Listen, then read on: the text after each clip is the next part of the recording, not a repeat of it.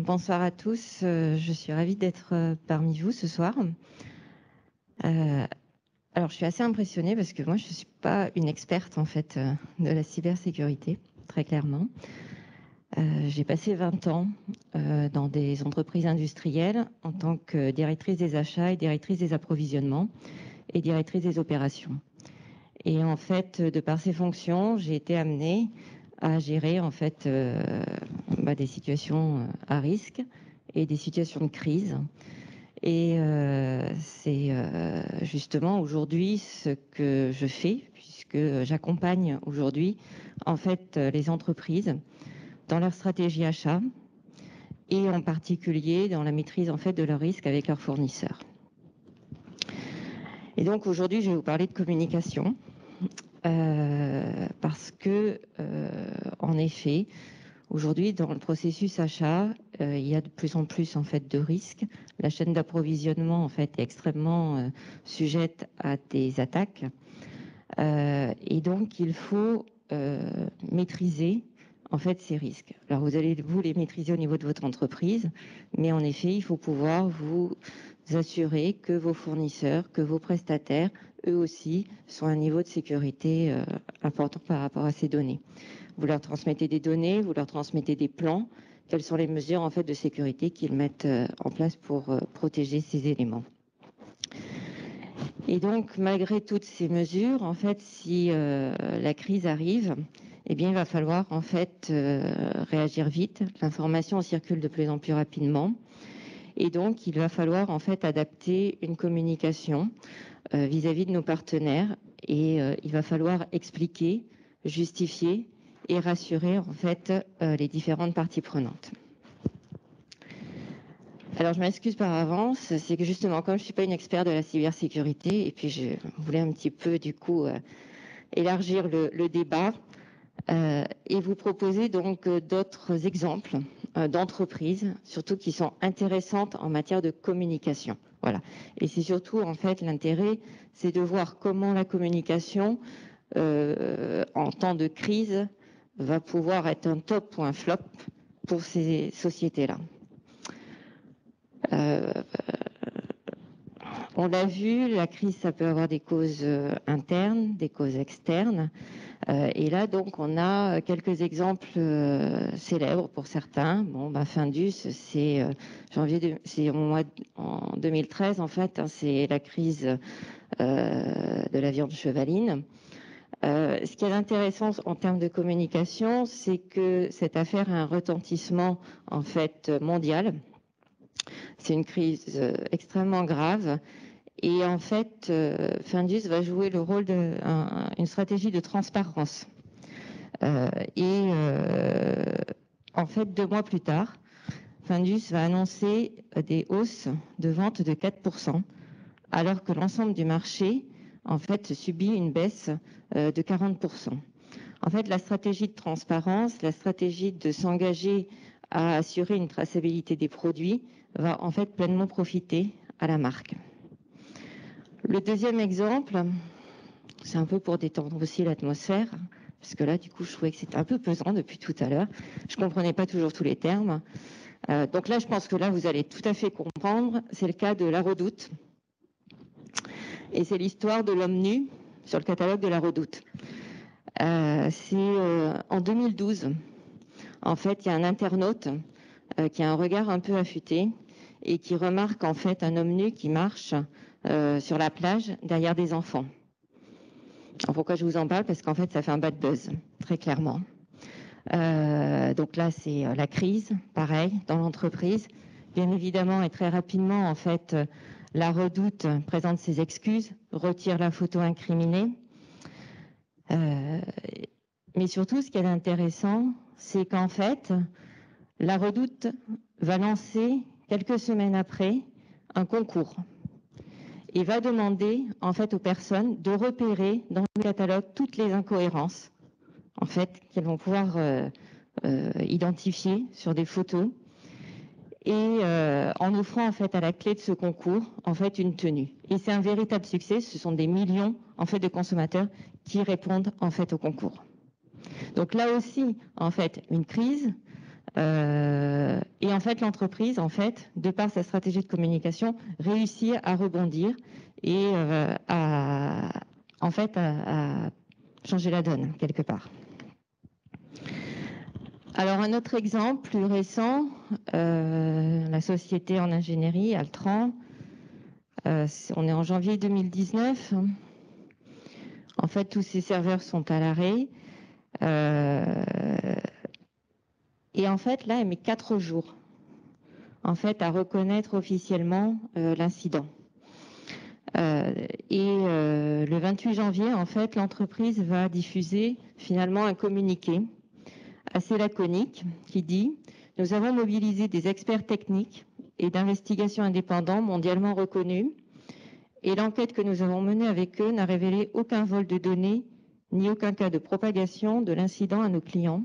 Notre plan de rétablissement se déroule comme prévu et nos équipes techniques sont pleinement mobilisées. » Donc c'est classique comme message, sauf que 10 jours après, en fait, cette intervention, l'entreprise tourne toujours en fait au ralenti et ses clients en fait sont de plus en plus inquiets parce qu'en fait ils sont pas vraiment sûrs d'avoir toutes les informations en fait concernant cette crise. Et donc en fait un message de communication un peu opaque en fait peut créer en fait l'inquiétude en fait chez vos interlocuteurs et chez vos partenaires. Alors, qu'est-ce qu'une communication de crise ? Eh bien, ça fait partie en fait de la communication de l'entreprise. Votre communication de crise ne peut pas être en complet décalage en fait par rapport à l'image en fait et par rapport à la communication de votre entreprise. C'est vraiment une branche à part entière. La communication de crise en fait, elle apparaît au début du 19e siècle en fait aux États-Unis. Et en France, on va la dater à peu près de 1968. En fait, c'est l'OPA de BSN en fait sur Saint-Gobain. C'est à ce moment-là en fait que va se mettre en place un vrai processus avec l'intervention de Publicis, etc. et avec des parties prenantes qui vont intervenir. Ce qu'il faut retenir aussi, c'est que donc la notion de crise évolue, mais la notion de communication de crise évolue également avec en fait une propagation et surtout en fait l'entrée de nouveaux acteurs. Des acteurs qui veulent aujourd'hui, alors d'abord de plus en plus d'acteurs qui veulent avoir des réponses, des informations, ça va être des clients, ça va être des fournisseurs, ça va être vos investisseurs, ça va être la presse, ça va être les médias, et toutes ces demandes, toutes ces sollicitations en plus vont en fait complètement saturer vos canaux de communication et il va falloir en fait que l'entreprise s'adapte en fait à cette situation. Alors, la communication de crise, c'est pas une science exacte. Voilà. Déjà, vous allez peut-être mettre en place en fait certains messages qui, dans une situation, ça va bien fonctionner, et puis dans une autre, ça va pas fonctionner. Même les spécialistes en fait de la communication de crise sont pas tout à fait d'accord non plus sur tout compte fait les éléments en fait à mettre en avant dans la crise. Est-ce qu'on va davantage communiquer sur des faits, sur des données? Est-ce qu'on va davantage communiquer sur des émotions, sur les valeurs? Et donc tous ces éléments en fait ce sont des paramètres à prendre en compte. Mais ce qu'il y a de sûr, c'est que votre communication de crise doit être en phase avec l'image de votre entreprise. Voilà. On peut pas le dissocier. Alors, on l'a vu tout à l'heure, il y a 2 composantes principales à la communication de crise. La première composante, c'est la communication opérationnelle. Il faut absolument, en fait, communiquer les procédures, les marches à suivre, s'il y a des retours produits, informer vos clients, informer vos fournisseurs. Donc, on est vraiment sur le mode opérationnel. Cette communication, en fait, vise à ce moment-là à réduire, en fait, les impacts directs de la crise en donnant, en fait, et en coordonnant les actions à mettre en place. La deuxième composante de la communication de crise, c'est la communication stratégique.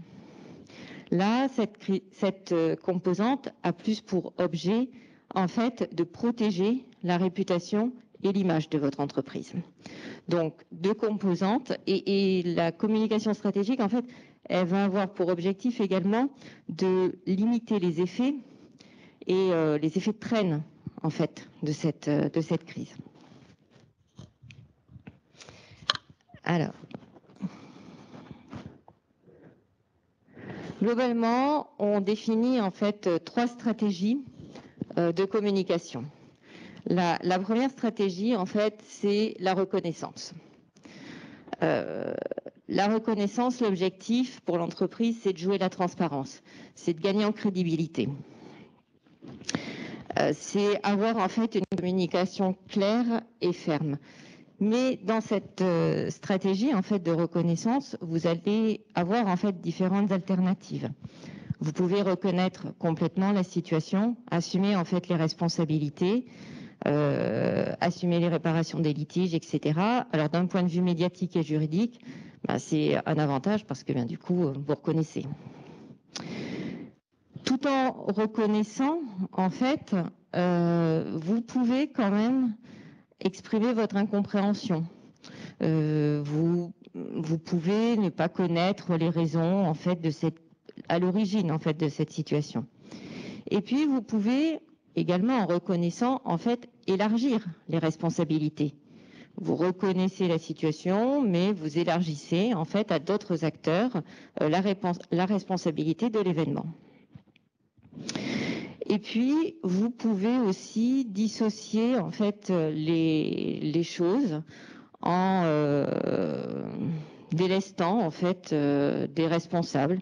Ça va être un peu la stratégie du bouc émissaire, c'est-à-dire que vous allez choisir quelqu'un dans vos équipes, puis c'est lui. Voilà. Mais vous reconnaissez quand même l'incident. Hein.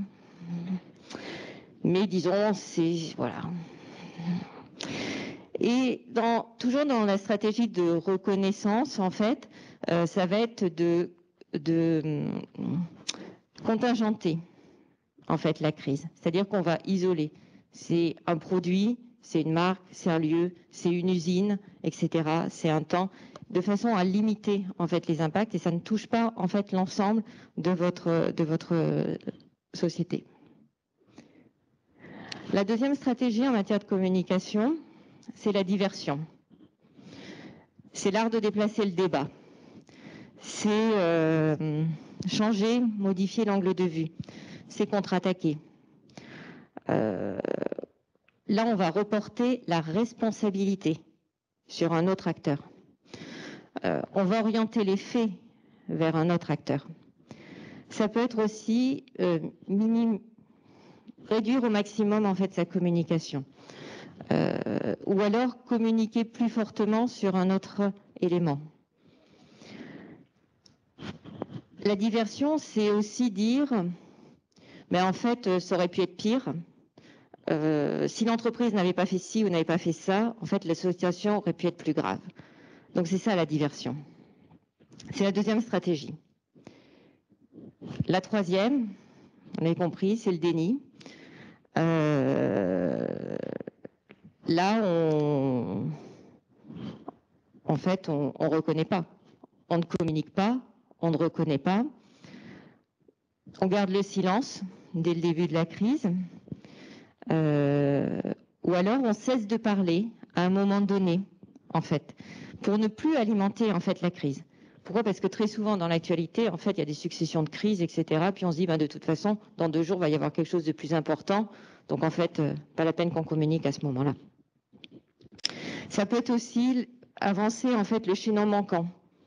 C'est du type, en fait, on ne se souvient plus qui a donné l'ordre ou qui a donné la consigne en fait de faire telle ou telle action. Voilà. Donc ça, c'est aussi une stratégie. Alors, comme exemple, en fait, on peut citer l'exemple de Toyota. Toyota, en 2009, en fait, il y a un accident dramatique qui a lieu en Californie. Et il y a une famille en fait qui est décimée. Le système de freinage en fait et le tapis de sol du véhicule est incriminé. Et là, Toyota en fait adopte une stratégie qui est justement la diversion. Et elle accuse en fait, elle rejette la responsabilité sur ses fournisseurs. Et là, en fait, il y a une crise médiatique en fait, et Toyota subit en fait de plein fouet ce revers en fait.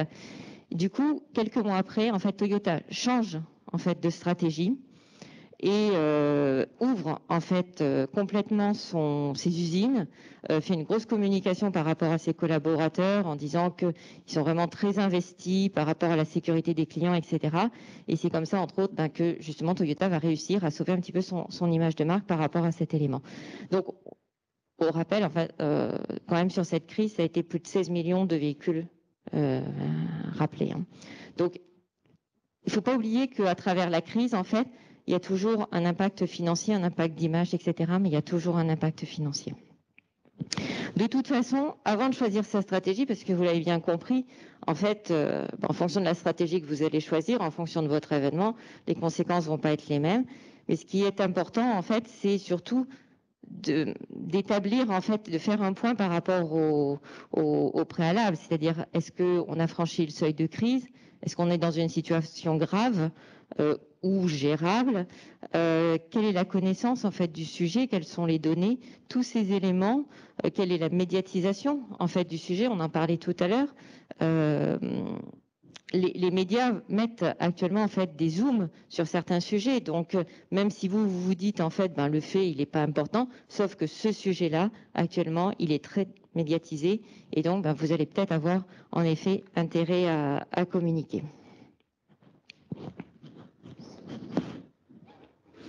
Alors la deuxième question, c'est communiquer oui, mais quand? C'est une vraie question. Trop tôt, en fait, ça peut impacter négativement le comportement des clients, des actionnaires, des autres partenaires. Et puis communiquer trop tard, ça peut porter en fait un coup fatal à la réputation, à la valeur financière de l'entreprise. En tout cas, et dans les faits, sans réaction adaptée, eh bien vous laissez en fait vos collaborateurs, vous laissez vos parties prenantes en fait à leur propre interprétation de qu'est-ce qui se passe, tout compte fait, on nous dit pas, etc. Et vous savez, quand on communique pas, eh bien voilà, il peut y avoir ces éléments-là.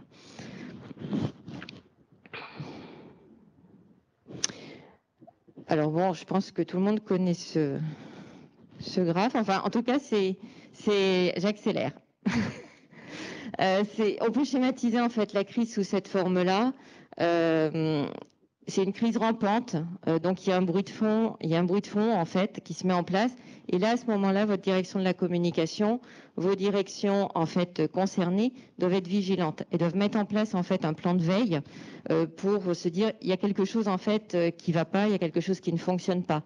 Régulièrement, dans des entreprises, dans les systèmes de achat, de facturation, avant l'été, par exemple, on recevait régulièrement en fait des messages du contrôle interne en disant attention, il y a des risques, on a des alertes en fait, des fournisseurs se sont fait usurper leur identité et donc attention. Pas de changement de RIB au niveau de la comptabilité de façon à ne pas payer en fait un fournisseur qui bien évidemment n'existe pas. Donc cette phase de crise rampante, c'est là où on va préparer justement, préparer les équipes, on va préparer les plans de communication, même si l'avenir ne se prévoit pas, comme on l'a dit tout à l'heure, ça se prépare. Et c'est là où on va mettre en place en fait les différents canaux, les différentes postures pour pouvoir se préparer à l'éventualité d'une crise. Puis ensuite, en fait, il y a l'élément déclencheur. On est en pleine phase en fait ascendante, et là, on déclenche en fait la cellule de crise et la communication qui va avec. C'est à ce moment-là, en fait, que vont rentrer vos experts qui font partie de votre cellule de crise. Eux, ils sont là pour vous donner les données, pour analyser les causes et les conséquences. On a aussi, dans cette phase-là, besoin de ce qu'on appelle des relais d'information qui sont dans votre cellule de crise également, qui, eux, vont faire le lien entre l'équipe action, qui est aux manœuvres, en fait, pour résoudre la crise, et en fait transmettre justement ces fameuses consignes, cette communication opérationnelle, on transmet les consignes et vos relais d'information remontent en fait du terrain ce qui se passe, de façon à ce que la communication, tout au fil en fait de ce processus, s'adapte à ce qui se passe en fait réellement sur le terrain. Ensuite, donc, on a l'apogée, la stabilisation. Là, votre cellule communication, c'est elle en fait qui est en contact direct pour communiquer à l'extérieur vis-à-vis des parties prenantes. Et ici, il y a quelque chose d'important en fait à retenir, c'est que sur la communication, c'est l'unicité du porte-parole. Les experts, ils sont là pour analyser les causes, analyser les conséquences. Ils ne sont pas là forcément pour parler. C'est la cellule communication qui, elle, a les clés en fait de langage. Et c'est elle, alors souvent dans des petites entreprises, ça va être les patrons directement, mais qui peuvent s'appuyer sur des experts en communication. Mais voilà, il y a l'unicité en fait du message porté à l'extérieur. La communication dans cette phase-là, c'est aussi montrer des signes extérieurs. C'est être là où l'accident s'est produit, c'est montrer qu'on maîtrise la situation, que l'on est calme, sans être détaché, c'est rester factuel, diffuser en fait des données. Voilà, c'est dans cette phase-là, c'est démontrer en fait à l'ensemble de ces parties prenantes que l'on est en capacité et que l'on met les moyens en fait financiers et matériels pour traiter la crise. Puis ensuite, en fait, il y a la fin de la crise. Alors même, elle peut être très longue, en effet. Il y a la décrue. Et là, l'entreprise va devoir mettre en place tout son système au niveau de la communication qui va être de remonter, faire les retours d'expérience. Est-ce que les messages communiqués ont été bien perçus? Est-ce qu'on a suivi les plans, etc. En matière de cibles prioritaires dans votre communication, la première, ce sont les victimes. Et ensuite, vous avez toutes les autres parties prenantes, vos investisseurs, ça va être les médias, ça va être vos clients, ça va être vos fournisseurs. Donc la communication, oui, pilier central en fait de la gestion de crise. S'il y a cinq messages en fait à retenir de votre communication, je pense que ce sont ceux-là.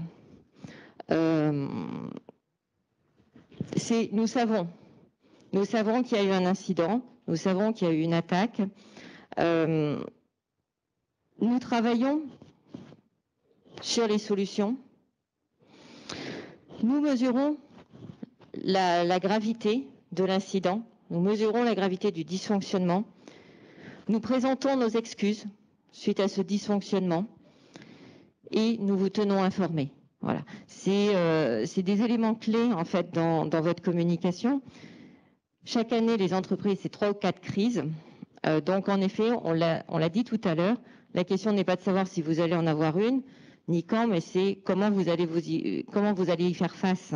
Et la communication, c'est vraiment un vecteur important. Ça va montrer en fait à vos partenaires extérieurs votre capacité à tenir la situation. C'est aussi, je voudrais finir là-dessus, un moyen de fédérer vos équipes en interne. Voilà, parce que il va falloir aussi leur donner les éléments clés de langage. Et dans ces éléments-là, ça peut être aussi l'occasion de resserrer les rangs et d'être présent. Alors en tant que patron, en tant que directeur des opérations, patron de l'informatique, etc. Voilà, c'est l'occasion de resserrer les rangs et de donner aussi aux équipes, de partager ces éléments-là aux équipes. L'objectif, c'est vraiment de limiter les impacts et de permettre à votre entreprise en fait de repartir le plus rapidement possible. Voilà, je vous remercie.